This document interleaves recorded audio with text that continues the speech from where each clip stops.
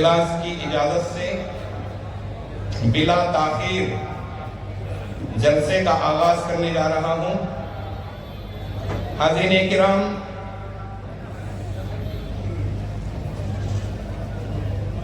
خراج کلام پاک سے پہلے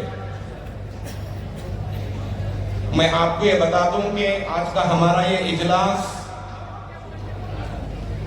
آل انڈیا مسلم پرسنل لا بورڈ کے بیانر تلے ہو رہا ہے۔ آل انڈیا مسلم پرسنل لا بورڈ کی ہدایت کے مطابق اور اسی طرز پر ہم یہ احتجاجی اجلاس منا رہے ہیں۔ یہ اس لیے منا رہے ہیں کہ آل انڈیا مسلم پرسنل لا بورڈ اور ملک کی تمام تنظیمیں، تمام ہندوستان کے مسلمان انصاف پسند شہریوں کی مخالفت کے باوجود وقف ترمیمی بل 2024 کو لوک سبھا اور راجیہ سبھا میں منظور کر لیا گیا۔ اس بل کا منظور ہو جانا دنیا کی سب سے بڑی جمہوریت کے لیے ایک سیاہ باب اور کلنک ہے۔ یہ قانون مسلمانوں کے لیے ناقابل قبول ہے۔ اسی بات کا اظہار کرنے کے لیے آج کا یہ ہمارا عظیم الشان اجلاس ہے۔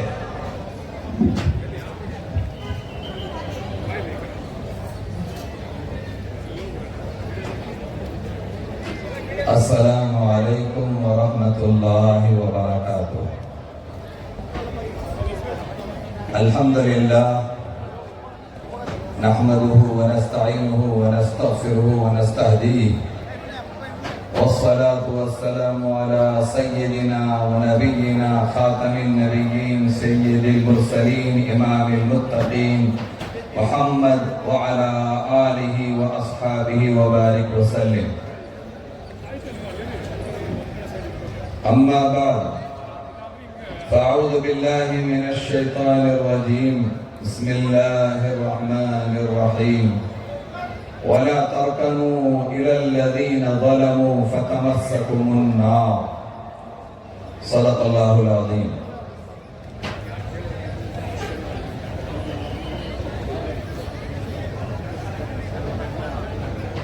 آج کے اس پرفکر پر رونق دن میں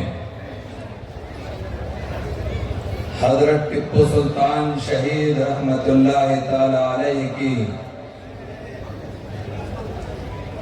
شہادت کے خون سے لکھی گئی تاریخی زمین میں پورے ہندوستان کی اجتماعی رہنمائی کرنے والی جماعت آل انڈیا مسلم پرسنل لا بورڈ کے سرپرستی دیے ہوئے روڈ میپ کے مطابق پورے شہریان میسور کی اجتماعی قیادت پر آپ سب حضرات علماء کرام اور دانشوران اور مفکرین کی آواز پر لبیک کہتے ہوئے اس تاریخی عیدگاہ میدان میں تشریف لائے ہیں۔ حضرات گرامی، شہر میسور اپنی نمایاں تاریخی خدمات کے لیے پوری دنیا میں، صرف ملک میں نہیں پوری دنیا میں اپنا ایک ممتاز مقام رکھتا ہے۔ آپ سب کو معلوم ہے کہ اس زمین کو سرزمین ٹیپو شہید کہتے ہیں، اور حضرت ٹیپو شہید رحمت اللہ تعالی علیہ کو دنیا میں مجاہدین کے سرخیل کے اعتبار سے جنگ آزادی کے سب سے پہلے پیشوا کے نام سے یاد کیا جاتا ہے۔ آج جبکہ مسلمان، ہندو، سکھ، عیسائی سب مل کر اس اسٹیج سے ہمارے ملک کے دستور کی حفاظت کی پکار لگانے کے لیے، ملک کے اتحاد و اتفاق کی آواز کو پوری دنیا میں بتانے کے لیے اور ملک کے بھائی چارے کے ثبوت کے دینے کے لیے اور ملک کے اندر ہندو مسلم بھائی چارہ مل کر دستور کی حفاظت، اقلیتوں کے آواز کی حفاظت کے لیے اور مظلوموں کی پکار پر لبیک کہنے کے لیے صرف عدد کی تعداد پر ظلم اور جبر کے ذریعے لائی گئی ایکٹ اور قانون کے رد کرنے کے لیے تمام ہندوستانی جمع ہو کر آج آواز لگا رہے ہیں۔ یہ آواز کوئی ملک کے توڑنے والی طاقتوں کے خلاف آواز ہے، یہ آواز ملک کے اتحاد کو قائم کرنے کی آواز ہے، یہ آواز مظلوموں کے ساتھ کھڑی ہونے کی، گاندھی جی کی مولانا آزاد کی لگائی گئی تحریک کا یہ سرچشمہ آواز ہے۔ اس آواز کے ذریعے جناب گاندھی جی صاحب نے امن اور شانتی کے ذریعے ظالموں کے خلاف جو آواز لگائی تھی، انسانیت کے سر کو سر بلند کیا تھا، انسانوں کی آواز کو پورے ہندوستان کی آواز بنایا تھا، ظالموں کے خلاف سب بستہ کیا تھا۔ آج مسلم پرسنل لا بورڈ کے ماتحت صرف مسلمان نہیں، پوری اقوام مل کر دستور کی حفاظت کے لیے دستور کے خلاف لائے گئے وقف امینڈمنٹ ایکٹ 2025 کے خلاف سب جمع ہو کر یہاں یہ آواز لگا رہے ہیں۔ حضرات گرامی، یہ صرف ایک جلسہ نہیں ہے، یہ صرف ایک پکار نہیں ہے، بلکہ ہمارے ملک کے اتحاد کو قائم کرنے کے لیے تحریک کا آغاز ہے۔ یہ تحریک اس وقت تک چلتی رہے گی جب تک اقلیتوں کے حقوق کی حفاظت اس ملک کے دستور میں جو دی ہے، اس دستور کی حفاظت کے مطابق ہم اپنی جان، اپنی مال، اپنی عزت، اپنی آبرو، اپنے بچوں اور اپنے بوڑھوں کو لے کر ہم جب تک اس کو حاصل نہیں کریں گے تب تک اس آواز کو ہم پورا کریں گے۔ اس لیے آپ اس جلسے کو ایک جلسہ نہ سمجھیے بلکہ ایک تحریک کا آغاز ہے۔ الحمدللہ اس کے لیے جب ہم نے اس شہر میں حضرت سرقاضی شہر حضرت مولانا حافظ عثمان شریف صاحب مدظلہ العالی کی سرپرستی میں اور حضرت مولانا مفتی تاج الدین صاحب قاضی شہر کی صدارت میں سارے علماء میسور، سارے سیاسی اور دانشوران لیڈران اور سارے ملی لیڈران نے مل کر اس جلسے کے انعقاد کرنے کا اعلان فرمایا۔ تو الحمدللہ آپ سب نے یہ سمندر جیسا مجمع ہماری پکار پر لبیک کہا اور ہمارے اس جلسے کو کامیاب کرنے کے لیے آپ نے اپنا قیمتی وقت دے کر یہاں تشریف لائے۔ ایسے موقع پر آئے ہوئے ان تمام مہمانوں کا تہہ دل سے میں استقبال کرتا ہوں اور اللہ سے دعا کرتا ہوں ہماری یہ تحریک ہمیں کامیابی کی شاہراہ پر لگائے گی اور کامیاب کرے گی۔ خصوصیت واپس لو، کالا قانون واپس لو، کالا قانون واپس لو۔ حاضرین گرامی، الحمدللہ تبارک و تعالیٰ ختم فرمائے اور ملک میں سارے شہریوں کے لیے اللہ تبارک و تعالیٰ امن اور امان کے فیصلے فرمائے۔ حاضرین گرامی، ہمارا یہ ملک ہندوستان دنیا کی سب سے بڑی جمہوریت ہے، دنیا کا سب سے بڑا جمہوری نظام ہمارے اس ملک میں ہے۔ یہ ملک جمہوری نظام کے تحت چلتا ہے۔ نہ اس ملک میں کسی قسم کی تاناشاہی ہوگی، जलसा पुरसुकून आगे बढ़ रहा है। मैं गुजारिश करता हूं कि आखिर तक इसी सुकून को जो है बरकरार रखें। बंधुगणे, ನಮ್ಮ ರಾಜ್ಯದ ಭಾಷೆ ಕನ್ನಡ, ನಾವು ಕನ್ನಡಿಗರು. ನಮ್ಮ ರಾಷ್ಟ್ರೀಯ ಕವಿ ಕುವೆಂಪುನವರ ಕವಿ ಎಲ್ಲಾದರೂ ಇರು ಎಂತಾದರೂ ಇರು ಎಂದೆಂದಿಗೂ ನೀ ಕನ್ನಡವಾಗಿರು. ಕನ್ನಡದಲ್ಲಿ ಮಾತಾಡಲು ಶ್ರೀ ಅಕ್ಬರ್ ಅಲಿ ಸಾಹೇಬ್ ಉಡುಪಿ, ಸೆಕ್ರೆಟರಿ ಹಲ್ಕಾ ಜಮಾತ್ ಇಸ್ಲಾಮಿ ಹಿಂದ್, ನಮ್ಮೆಲ್ಲರ ಮುಂದೆ ಕನ್ನಡದಲ್ಲಿ ಮಾತಾಡಲಿದ್ದಾರೆ. 10 ನಿಮಿಷದ ಒಳಗೆ ತಮ್ಮ ಮೆಸೇಜ್ ಅನ್ನು ಕೊಡಬೇಕಂತ ವಿನಂತಿ. मंजूर नहीं, मंजूर नहीं, मंजूर नहीं, मंजूर नहीं, काला कानून मंजूर नहीं, काला कानून मंजूर नहीं, वापस लो, वापस लो, वापस लो, वापस लो, काला कानून वापस लो, काला कानून वापस लो.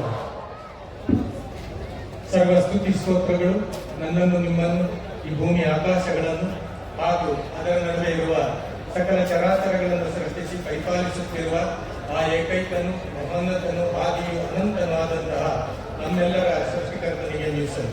ಆತನ ಅಪಾರ ಅನುಗ್ರಹಗಳು ವರ್ಷಿಸಲಿ ಮಾನವ ಕಲ್ಯಾಣಕ್ಕಾಗಿ, ಮಾನವ ಮಾರ್ಗದರ್ಶನಕ್ಕಾಗಿ ಆಗಮಿಸಿದ ಸಕಲ ಪ್ರವಾದಿಗಳ ಮೇಲೆ, ಸಕಲ ಸಂದೇಶ ವಾಹಕರುಗಳ ಮೇಲೆ ಹಾಗೂ ಇಲ್ಲಿಯ ಎಲ್ಲ ಸತ್ಯಸಂಧ ದಾಸರುಗಳ ಮೇಲೆ. ವೇದಿಕೆಯ ಮೇಲ್ಭಾಗ ಮತ್ತು ವೇದಿಕೆಯ ಮುಂಭಾಗದಲ್ಲಿರುವ ನನ್ನೆಲ್ಲ ಸಹೋದರ ಸಹೋದರಿಯರೇ, ಅಸ್ಸಲಾಮು ಅಲೈಕುಂ ವರಹಮತುಲ್ಲಾಹಿ ವಬರಕಾತು. ಇವತ್ತು ಹುತಾತ್ಮ ಟಿಪ್ಪು ಸುಲ್ತಾನರ ಈ ನಾಡಿನಲ್ಲಿ ಕೇವಲ ವಕ್ಫ್ ಅಮೆಂಡ್ಮೆಂಟ್ ಬಿಲ್ಲಿಗೆ ವಿರೋಧ ಅಲ್ಲ, ಬದಲಾಗಿ ಯಾವ ಸಂವಿಧಾನವನ್ನು ಈ ದುಷ್ಟ ಶಕ್ತಿಗಳು ತೆಗೆಯಬೇಕು ಹೇಳುವಂತಹ ಪ್ರಯತ್ನ ಮಾಡ್ತಾರೋ ಆ ಸಂವಿಧಾನ ಬಚಾವ್ ಆಂದೋಲನವೂ ಕೂಡ ಇದು ಆಗಿದೆ ಅಂತೇಳಿ ನಾವು ಪ್ರಥಮವಾಗಿ ಇದನ್ನು ಸ್ಪಷ್ಟಪಡಿಸಲಿಕ್ಕೆ ಬಯಸ್ತಾ ಇದ್ದೇವೆ. ಸಹೋದರರೇ, ವಕ್ಫ್ ಅಂದ್ರೆ ಏನು?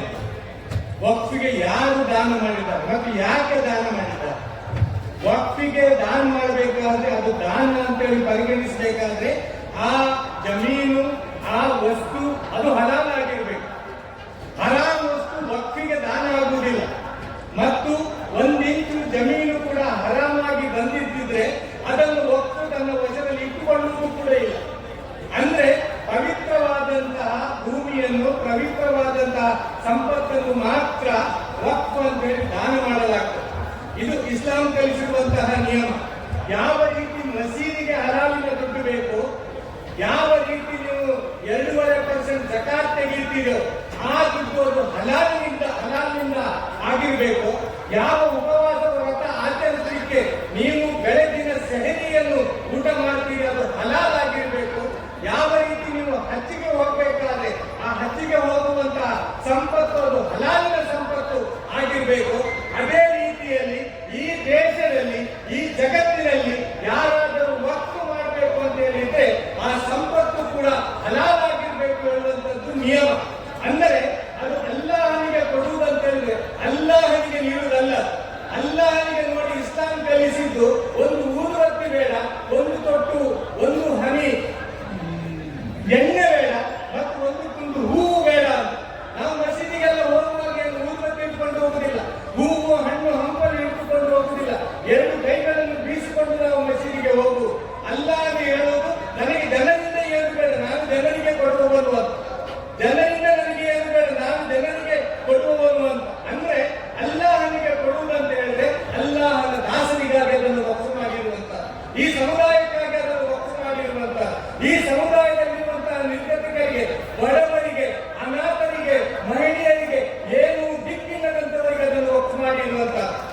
ಅವರ ಶಿಕ್ಷಣದ ಸಬಲೀಕರಣವಾಗಿದೆ, ಅವರ ಉದ್ಯೋಗದ ಸಬಲೀಕರಣವಾಗಿದೆ, ಅವರು ಇತರರಂತೆ ಬದುಕಿ ಬಾಳಿ ಬೆಳಗಲಿ ಹೇಳುವಂತಹ ಕಾರಣಕ್ಕೆ ಅದನ್ನು ವಕ್ಫ್ ಮಾಡ್ತಾ ಇರುವಂತ. ವಕ್ಫಿನ ಆಸ್ತಿ ದುರ್ಬಳಕೆ ಆಗಲಿಲ್ಲ ಅಂತ ಇಲ್ಲ. ವಕ್ಫಿನ ಆಸ್ತಿ ಸ್ವಾತಂತ್ರ್ಯ ಬಂದಿನಿಂದಲೂ ದುರ್ಬಳಕೆ ಆಗ್ತಾ ಇದೆ. ಸರ್ಕಾರಗಳು ಕೂಡ ವಕ್ಫಿನ ಆಸ್ತಿಯನ್ನು ಒತ್ತುವರಿ ಮಾಡಿದೆ. ಅದೇ ರೀತಿಯಲ್ಲಿ ಇಲ್ಲಿಯ ಖಾಸಗಿಯವರು ಒತ್ತುವರಿ ಮಾಡಿದ್ದಾರೆ. ಅಷ್ಟು ಮಾತ್ರ ಅಲ್ಲ, ಮುಸ್ಲಿಂ ನಾಯಕರುಗಳು ಕೂಡ ಈ ವಕ್ಫಿನ ಆಸ್ತಿಯನ್ನು ಒತ್ತುವರಿ ಮಾಡಿದ್ದಾರೆ. ಅದೆಲ್ಲವನ್ನು ಬಿಡಿಸುವಂತಹ ಕರ್ತವ್ಯವೂ ಕೂಡ ನಮ್ದಾಗಿರ್ಬೇಕು.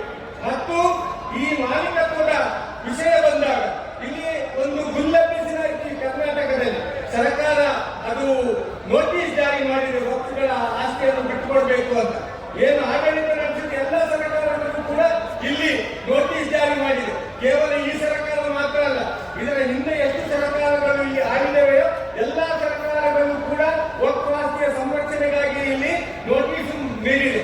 ನೋಟಿಸ್ ನೀಡಿದ ಮಾತ್ರಕ್ಕೆ ಮಾಲಕತ್ವದ ನಿರ್ಣಯ ಆಗ್ತದೆ ಅಂತ ಹೇಳಿ ಅಲ್ಲ, ಮಾಲಕತ್ವ ಆಗ್ತದೆ ಅಂತ ಹೇಳಿ ಅಲ್ಲ, ಅಥವಾ ಮಾಲಕತ್ವ ಕಸಿದುಕೊಳ್ಳುವುದು ಅಂತ ಹೇಳಿ ಅಲ್ಲ, ಅದು ಪರಿಶೀಲನೆಗಾಗಿ ಕಾನೂನಿನ ಆಡಳಿತಕ್ಕೆ ಒಳಪಡುವಂತೆ ಅದಕ್ಕೆ ನೋಟಿಸ್ ಕೊಡಲಾಗಿದೆ.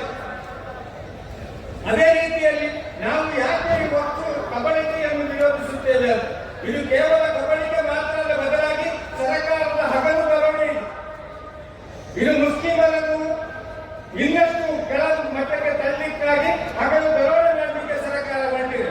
ಈ ದುರುದ್ದೇಶದಿಂದ ಕೂಡಿದ ಈ ವಕ್ಫ್ ತಿದ್ದುಪಡಿ ಆಸ್ತಿಯನ್ನು ಸರ್ಕಾರ ಜನರ ಮುಂದೆ ಸುಳ್ಳು ಹೇಳ್ತಾ ಇದೆ. ಇದರ ಬಗ್ಗೆ ಇದು ನಿಮ್ಮ ಉಪಯೋಗಕ್ಕೆ ಅಂತ ಸುಳ್ಳು ಹೇಳ್ತಾ ಇದೆ. ಬೆಳಿಗ್ಗೆ ನೋಡಿದ್ರೆ ಸುಳ್ಳು, ಮಧ್ಯಾಹ್ನ ನೋಡಿದ್ರೆ ಸುಳ್ಳು, ರಾತ್ರಿ ನೋಡಿದ್ರೆ ಸುಳ್ಳು. ಕೇವಲ ಜನರ ಮುಂದೆ ಮಾತ್ರ ಸುಳ್ಳು ಹೇಳಿದ್ದಲ್ಲ, ಸರ್ಕಾರ ಪಾರ್ಲಿಮೆಂಟಿನಲ್ಲಿಯೂ ಕೂಡ ಸುಳ್ಳು ಹೇಳಿದೆ. ಸರ್ಕಾರ ಕೇವಲ ಪಾರ್ಲಿಮೆಂಟಿನಲ್ಲಿ ಮಾತ್ರ ಸುಳ್ಳು ಹೇಳಿದ್ದಲ್ಲ, ಬದಲಾಗಿ ಪಾರ್ಲಿಮೆಂಟಿಗೆ ಯಾವ ಅಫಿಡಾವತ್ ಅನ್ನು ಸಲ್ಲಿಸಲಾಯಿತು, ಕೋರ್ಟಿಗೆ ಯಾವ ಅಫಿಡಾವತ್ ಅನ್ನು ಸಲ್ಲಿಸಲಾಯಿತು, ಆ ಅಫಿಡಾವತ್ ಅಲ್ಲಿಯೂ ಕೂಡ ಸುಳ್ಳು ಹೇಳ್ತಿದೆ. ಅಷ್ಟು ಮಾತ್ರ ಅಲ್ಲ, ಈ ಅಫಿಡಾವತ್ ಸಲ್ಲಿಸಿದ ನಂತರ ನಮಗೆ ಇನ್ನೊಂದು ಕಳವಳ ಏನು ಅಂದ್ರೆ, ಇದು ಒಂದು ರೀತಿಯ ವಕ್ಫ್ ನಾಶದ ಬಹಿರಂಗ ಘೋಷಣೆ ಮಾತ್ರ ಅಲ್ಲ, ಬದಲಾಗಿ ಸಂವಿಧಾನದ ನಾಶದ ಘೋಷಣೆಯೂ ಕೂಡ ಇದರಲ್ಲಿ ಬಹಳ ಓಪನ್ ಆಗಿ ನಮಗೆ ಕಾಣ್ತಾ ಇದೆ. ನಮಗಿರುವಂತಹ ಸಂಕಟ, ನಮಗಿರುವಂತಹ ನೋವು ಏನು ಅಂತ ಹೇಳಿದ್ರೆ, ಈ ಸಂಸತ್ತು ಈ ಸುಪ್ರೀಂ ಕೋರ್ಟಿಗಿಂತಲೂ ಸಂವಿಧಾನಕ್ಕಿಂತಲೂ ಸುಪ್ರೀಂ ಹೇಳುವಂತ ಒಂದು ವಾದ ಈ ಅಫಿಡಾವತ್ನಲ್ಲಿ ಅಡಗಿದೆ. ಈ ನಮ್ಮ ಸರ್ಕಾರ ಹೇಳುವಂತದ್ದು ಅದು ಸುಪ್ರೀಂ ಕೋರ್ಟಿಗಿಂತಲೂ ಮತ್ತು ಅದು ಸಂವಿಧಾನಕ್ಕಿಂತಲೂ ಶ್ರೇಷ್ಠ ಹೇಳುವಂತಹ ಒಂದು ಅಂಶ ಈ ಅಫಿಡಾವಿಟ್ನಲ್ಲಿ ಇದೆ. ಆ ನಿಟ್ಟಿನಿಂದ ಇದು ಸಂವಿಧಾನದ ವಿರುದ್ಧದ ಯುದ್ಧ ಘೋಷಣೆ ಅಂತ ಹೇಳಿ ಮುಸ್ಲಿಂ ಪರ್ಸನಲ್ ಲಾ ಭಾವಿಸ್ತಾ ಇದೆ. ಇದು ಕೇವಲ ಮುಸ್ಲಿಮರ ವಿರುದ್ಧ ಮಾತ್ರ ಅಲ್ಲ, ಬದಲಾಗಿ ಇದು ಸಂವಿಧಾನದ ವಿರುದ್ಧದ ಸರ್ಕಾರದ ಯುದ್ಧ ಘೋಷಣೆ ಅಂತ ಹೇಳಿ ನಾವು ಭಾವಿಸಿದ್ದೇವೆ. ಮತ್ತು ಇದರಲ್ಲಿ ಆತಂಕ ಇರುವುದು ಏನು ಅಂದ್ರೆ, ವಕ್ಫಿನಲ್ಲಿ ಆಸ್ತಿ ಇರುವಂತಹದ್ದು ಸರ್ಕಾರ ಹೇಳುವಂತಹ ಪ್ರಕಾರ 8 ಅಥವಾ 9 ಲಕ್ಷ ಎಕರೆ ಭೂಮಿ ಇರುವುದು ವಕ್ಫಿನ ಬಳಿ. ಆದರೆ ಇಲ್ಲಿ ಕ್ರೈಸ್ತರ ಬಳಿ ಸರಿ ಸುಮಾರು ಅಂದಾಜು 30 ಲಕ್ಷ ಎಕರೆ ಜಮೀನುಗಳಿವೆ. ಅದೇ ರೀತಿಯಲ್ಲಿ ಇಲ್ಲಿಯ ದೇವಸ್ಥಾನ, ಮಠ, ಮಂದಿರಗಳ ಬಳಿ ಒಂದು ಅಂದಾಜಿನ ಪ್ರಕಾರ ಸರಿ ಸುಮಾರು 1 ಕೋಟಿ ಎಕರೆ ಭೂಮಿಗಳಿವೆ. ಅಂದರೆ ಮೊದಲು ಮುಸ್ಲಿಮರ ಈ ವಕ್ಫ್ ಭೂಮಿ ಕೈ ಹಾಕಿ ಅದನ್ನು ಕಬಳಿಸಿ ಅದನ್ನು ಹಗಲು ಬರವಣೆ ಮಾಡಿ, ಮುಂದೆ ಕ್ರೈಸ್ತರ, ಹಿಂದೂಗಳ ದೇವಸ್ಥಾನಗಳ ಆಸ್ತಿಗಳನ್ನು, ಮಠ ಮಂದಿರಗಳ ಆಸ್ತಿಗಳನ್ನು ಕಸಿದು ದೇಶ ಉದ್ಧಾರ ಮಾಡುವುದಲ್ಲ, ಜನರ ಉದ್ಧಾರ ಮಾಡುವುದಲ್ಲ, ಕೆಲವು ಮಿತ್ರರ ಉದ್ಧಾರ ಮಾಡಲಿಕ್ಕಾಗಿ ಈ ಭೂಮಿಯನ್ನು ಕಬಳಿಸಲಾಗ್ತಾ ಇದೆ. ಮತ್ತು ಈ ಭೂಮಿಯ ದರೋಡೆ ನಡೀತಾ ಇದೆ. ಮಿತ್ರರೇ, ಸುಳ್ಳು ಮತ್ತು ದ್ವೇಷದಿಂದ ದೇಶ ಕಟ್ಟಲಿಕ್ಕೆ ಆಗುವುದಿಲ್ಲ, ಸತ್ಯ ಮತ್ತು ಪ್ರೀತಿಯಿಂದ ಮಾತ್ರ ದೇಶ ಕಟ್ಟಲಿಕ್ಕೆ ಸಾಧ್ಯ. ಇದರಲ್ಲಿ ಕೆಲವು ಅಮೆಂಡ್ಮೆಂಟ್ಗಳಿವೆ. ಅದು ಏನು ಅಂದ್ರೆ, 5 ವರ್ಷಗಳ ತನಕ ಮುಸ್ಲಿಂ ಆಗಿದ್ರೆ ಮಾತ್ರ ನಾವು ವಕ್ಫ್ ಮಾಡಬಹುದು ಅಂತ. ಇದು ಯಾಕೆ ನಿರ್ಧಾರ ಮಾಡಬೇಕು? ಯಾವತ್ತು ಮುಸ್ಲಿಮನು ಹೌದು ಅಲ್ಲವೋ ಅವನ ಪ್ರಾಕ್ಟೀಸ್ ಹೇಗಿದೆ ಅಂತೇಳಿ ಯಾರು ಮಾಡಬೇಕು? ನೀವು ನಮ್ಮ ಮಸೀದಿಗಳಿಂದ ಸರ್ಟಿಫಿಕೇಟ್ ಪಡೀತೀರಾ, ನಮ್ಮ ಮದರಸಾಗಳಿಂದ ಸರ್ಟಿಫಿಕೇಟ್ ಪಡೀತೀರಾ, ಅಥವಾ ಇಲ್ಲಾದ ಕಾಲಗಳಿಂದ ಸರ್ಟಿಫಿಕೇಟ್ ಪಡೀತೀರಾ? ಒಬ್ಬ ಮುಸ್ಲಿಂ ಅಂತೇಳಿ ಐಡೆಂಟಿಫೈ ಮಾಡಬೇಕಾದವರು ಯಾರು? ಯಾರು ಒಬ್ಬ ಮುಸ್ಲಿಂ 5 ವರ್ಷ ಸರಿಯಾಗಿ ಪ್ರಾಕ್ಟೀಸ್ ಮಾಡ್ತಾ ಇದ್ದಾನೆ ಯಾರು ಐಡೆಂಟಿಟಿ ಮಾಡಬೇಕು? ಏನು ಅವರ ಗಡ್ಡ ಮಾಡಿ, ಅವರ ದುಬ್ಬ ಮಾಡಿ ನೀವು ಐಡೆಂಟಿಟಿ ಸರ್ಟಿಫಿಕೇಟ್ ಕೊಡ್ತೀರಾ? ಕಾನೂನು ಯಾವ ರೀತಿ ತಿದ್ದುಪಡಿ ಮಾಡ್ತಾ ಇದೆ? ವಕ್ಫ್ ಬೈ ಯೂಸರ್ ಅಂತೇಳಿ ಹೇಳಿದ್ದೀವಿ. ಕಾನೂನಿಗೆ ನಿಲುಕದಂತಹ ವಿಚಾರ ಇದು. ವಕ್ಫ್ ಬೈ ಯೂಸರ್ ಅಂತ ಹೇಳಿದ್ರೆ ಕಾನೂನಿಗೆ ನಿಲುಕದಂತಹ ವಿಚಾರ. ಯಾಕಂತಂದ್ರೆ ಸ್ವಾತಂತ್ರ್ಯ ಪೂರ್ವದಿಂದ ಇಲ್ಲಿ ಭೂಮಿಗಳು ವಕ್ಫ್ ಆಗಿದೆ. ಸ್ವಾತಂತ್ರ್ಯ ಬಂದ ನಂತರ ಮಾತ್ರ ವಕ್ಫ್ ಆಗಿರುವಂತಹ, ಸ್ವಾತಂತ್ರ್ಯ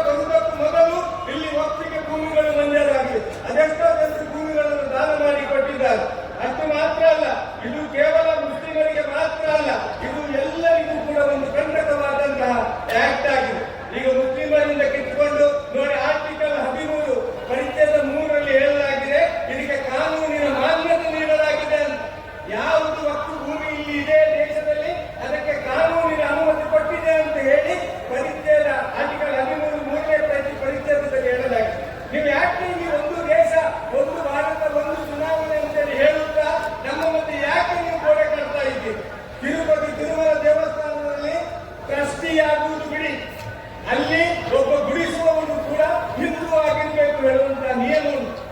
ನಾವು ಆ ನಿಯಮವನ್ನು ಸ್ವಾಗತಿಸ್ತೇವೆ, ನಾವು ನಿಯಮವನ್ನು ಮೆಚ್ಚುತ್ತೇವೆ. ಆದರೆ ಯಾಕೆ ಮುಸ್ಲಿಮರೊಳಗೆ ನೀವು ಬೇರೆಯವರನ್ನು ನುಗ್ಸಲಿಕ್ಕೆ ಪ್ರಯತ್ನ ಮಾಡ್ತೀವಿ? ಹಾಗೆ ಮೊದಲು ಒಬ್ಬ ಆಸ್ತಿಯಲ್ಲಿ ಅತಿಕ್ರಮಣವಾದ್ರೆ 12 ವರ್ಷದ, ಈಗ ಕಾನೂನಿನಲ್ಲಿ ಏನ್ ಹೇಳ್ತಾರೆ 12 ವರ್ಷದ ಮೊದಲು ಅತಿಕ್ರಮಣವಾಗಿದ್ರೆ ನೀವು ಯಾವ ಕಾನೂನಿಗೆ ಮೆಟ್ಟಲು ಹತ್ತಲಿಕ್ಕೆ ಸಾಧ್ಯ ಇಲ್ಲ ಅಂತ. ಯಾಕೆ ಇದು ನಮಗಾದಂತಹ ಸ್ಪೆಷಲ್ ಕಾನೂನನ್ನು ತಂದಿದ್ದೀವಿ? ಅದೇ ರೀತಿಯಲ್ಲಿ ಮದುರಾಯಿ ಇಲಾಖೆ ಇದೆ, ಅದಕ್ಕೆ ಚೇರ್ಪರ್ಸನ್ DC ಇರಬೇಕು, ಅವರು ಹಿಂದುವೇ ಆಗಿರ್ಬೇಕು ಅನ್ನುವಂತ ನಿಯಮ ಈ ದೇಶದಲ್ಲಿದೆ. ಈ ನಿಯಮವನ್ನು ಬದಲಿಸದ ಸರ್ಕಾರ ಒಕ್ಕಿನಲ್ಲಿ ಎರಡು ಮುಸ್ಲಿಮೇತರನ್ನು ಯಾಕೆ ನಿಯೋಜಿಸಿದೆ? ಎಲ್ಲಿದೆ ನ್ಯಾಯ? ನಾವು ನ್ಯಾಯವನ್ನು ಕೇಳ್ತಾ ಇರುವಂತದ್ದು, ನಾವು ನಮ್ಮ ಹಕ್ಕನ್ನು ಕೇಳ್ತಾ ಇರುವಂತದ್ದು, ನಾವು ಒಕ್ಕಿನ ಆಸ್ತಿಯನ್ನು ಮಾತ್ರ ಕೇಳ್ತಾ ಇರುವಂತದ್ದಲ್ಲ. ಈ ದೇಶದಲ್ಲಿ ನ್ಯಾಯ ಬೇಕು, ಇಲ್ಲಿ ಅವರಿಗೆಲ್ಲರಿಗೂ ಅವರ ಹಕ್ಕು ಸಿಗಬೇಕು ಅಂತ ಕೇಂದ್ರ ಸರ್ಕಾರದ ವಕ್ಫ್ ಖಾತೆಯ ಸಚಿವ ಹೇಳಿದ್ದಾರೆ. ಕೇಂದ್ರ ವಕ್ಫರಿಯ ಚೇರ್ಮನ್ ಆಗಿರ್ತಾರೆ ಅಂತ ಇದರಲ್ಲಿ ಹೇಳಲಾಗಿದೆ. ಅಂದ್ರೆ ಮೊದಲು ರಿಜುಜಿ ಅವರು ಇದಕ್ಕೆ ಮುಂದಿನ ವರ್ಷ ಚೇರ್ಮನ್ ಆಗ್ತಾರೆ. ಯಾವ ರಿಜುಜಿ ಅವರು ಸುಪ್ರೀಂ ಕೋರ್ಟ್ ನಲ್ಲಿ ಸುಳ್ಳು ಹೇಳಿದ್ರು, ಆ ರಿಜುಜಿ ಅವರು ಮುಂದೆ ಇದಕ್ಕೆ ಕಿರಣ್ ರಿಜಿಜು ಅವರು ಇದಕ್ಕೆ ಚೇರ್ಮನ್ ಆಗ್ತಾರೆ. ಮತ್ತು ಅಷ್ಟು ಮಾತ್ರ ಅಲ್ಲ, ಇದರಲ್ಲಿ 2 ಎಂಪಿಗಳು, 2 ಮಹಿಳೆಯರು, 2 ಮುಸ್ಲಿಮೇತರರು, ಓರ್ವ ರಾಜ್ಯಸಭಾ ಸದಸ್ಯ, ಒಟ್ಟಿಗೆ 20ರಿಂದ 22 ಸದಸ್ಯರು ಇರಬೇಕಂತ ಹೇಳಲಾಗಿದೆ. ಅಂದ್ರೆ ಈ ಆಕ್ಟ್ ಸಂಪೂರ್ಣ ಕೇಂದ್ರ ಸರ್ಕಾರದ ಕಪಿಮುಷ್ಟಿಯಲ್ಲಿ ಇರ್ತದೆ ಇರುವಂತದ್ದು ಬಹಳ ಸ್ಪಷ್ಟವಾಗಿ ಗೋಚರಿಸ್ತಾ ಇದೆ. ಚೇರ್ಮನ್ ಸಹಿತ ಎಲ್ಲ ಆಯ್ಕೆಗಳು ಕೂಡ ಕೇಂದ್ರ ಸರ್ಕಾರವೇ ಮಾಡ್ತದೆ ಹೇಳುವಂತದ್ದು ಬಹಳ ನಿಚ್ಚಳ. ಅಷ್ಟು ಮಾತ್ರ ಅಲ್ಲ, ಕೇಂದ್ರ ಸರ್ಕಾರದ ಅನತಿಯಂತೆ ಈ ವಕ್ಫ್ ಬೋರ್ಡ್ ಅನ್ನು ಯಾರಿಗೆ ಬೇಕೋ ಅವರಿಗೆ ಮಾರಾಟ ಮಾಡಲಿಕ್ಕೆ, ಯಾರಿಗೆ ಬೇಕೋ ಅವರಿಗೆ ಕೊಡಲಿಕ್ಕೆ ಸಾಧ್ಯತೆಗಳು ಈ ಆಕ್ಟ್ ನಲ್ಲಿದೆ. ಆದ್ರಿಂದ ಈ ಆಕ್ಟ್ ಕೇವಲ ಮುಸ್ಲಿಮರು ಮಾತ್ರ ಅಲ್ಲ, ಇಲ್ಲಿಯ ಎಲ್ಲರೂ ಕೂಡ ಸೇರಿ ಈ ಆಕ್ಟ್ ಅನ್ನು ವಿರೋಧಿಸಬೇಕಾದ್ದು ಅದು ಸಂವಿಧಾನವನ್ನು ಉಳಿಸುವ ಕಡೆಗೆ ಒಂದು ಹೆಜ್ಜೆ ಅಂತೇಳಿ ಹೇಳಿ ಅವಕಾಶಕ್ಕೆ ಅಭಿನಂದನೆ ಸಲ್ಲಿಸಿ ಮಾತುಗಳನ್ನು ಮುಗಿಸ್ತಾ ಇದ್ದೇನೆ. ಸರ್ವ ಸ್ತುತಿಗಳು, ಸರ್ವ ಸ್ತೋತ್ರಗಳು, ಸರ್ವಲೋಕಗಳ ಒಡೆಯನಿಗೆ ಮೀಸಲಿಸಲಾಗಿದೆ.